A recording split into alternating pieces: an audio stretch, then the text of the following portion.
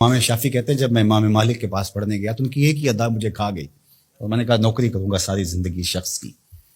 محدث جب روایت کرتے ہیں تو سند کو جب صحابی تک لے جاتے ہیں اور پھر صحابی کہتے ہیں کالا کالا رسول اللہ صلی اللہ علیہ وسلم کہ حضور علیہ السلام نے فرمایا، اللہ اکبر۔ تو امام مالک جب حضور علیہ السلام کی حدیث بیان کرتے تو حضور کے روضے کی طرف اشارہ کر کے کہتے اس قبر منور کے مکین کا یہ فرمان، اس بقائے نور کے باسی نے یہ کہا ہے۔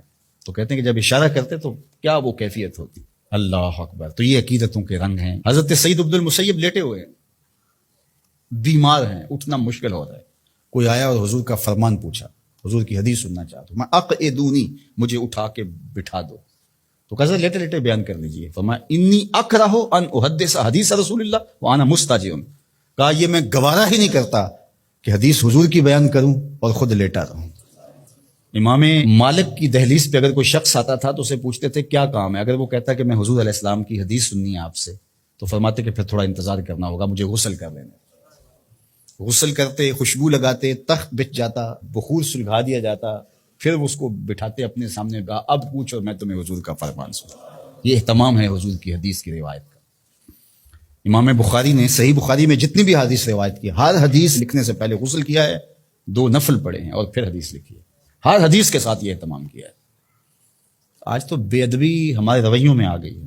وہ ایک زمانہ تھا کہ ایک شاعر حضور کے روضہ انور پہ گیا تو پرانی مسجد نبوی کی تصویریں آج کل تو دستیاب ہیں، آپ اس کو دیکھ سکتے ہیں۔ 2 کھجوریں تھی گنبد خضرا کے ساتھ، تو اس شاعر نے 2 کھجوروں کو حضور کے روضہ انور کے سامنے کھڑے ہوئے دیکھا تو اس نے اپنے انداز سے نظم کیا کہ کب ہیں درخت گنبد شہ والا کے سامنے، مجنو کھڑے ہیں خیمہ لیلا کے سامنے۔ لوگوں نے کہا کمال کر دیا، کیسا تخیل پیش کیا۔ تو اگرچہ استعارتاً استعمال کیا کہ جس طرح لیلا کے خیمے کے آگے مجنو کھڑے ہوتے ہیں، یہاں حضور کے روضے کے سامنے یہ 2 کھجور کے درخت کھڑے۔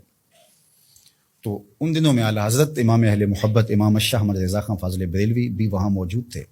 تو کسی نے جا کے ان کو یہ شعر سنایا تو آپ کی رگے غیرت اور رگے حمیت پھڑک اٹھی۔ آپ نے اس کو بلایا گیا، کہا کہ تیری جرت کیسے ہوئی کہ میرے رسول کے روضے کو لیلا کے خیمے سے تشبیہ دے۔ نے کہا حضور میری تو توجہ ادھر نہیں گئی، میں نے تو استعارتاً بات کر دی۔ تو کہا کہ تمہارا پہلا مصرع تو ٹھیک ہے لیکن دوسرے میں اصلاح دیتا ہوں۔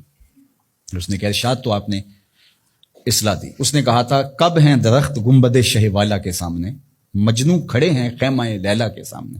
تو آپ نے کہا اس کو یوں پڑھو، کب ہیں درخت گنبد شہ والا کے سامنے۔ اور اس نے دوسرا مصرع کہا مجنو کھڑے ہیں خیمہ لیلا کے سامنے۔ تو اعلیٰ حضرت نے اس کو یوں پڑھو، قدسی کھڑے ہیں عرش معلیٰ کے سامنے، قدسی کھڑے ہیں عرش معلیٰ کے سامنے۔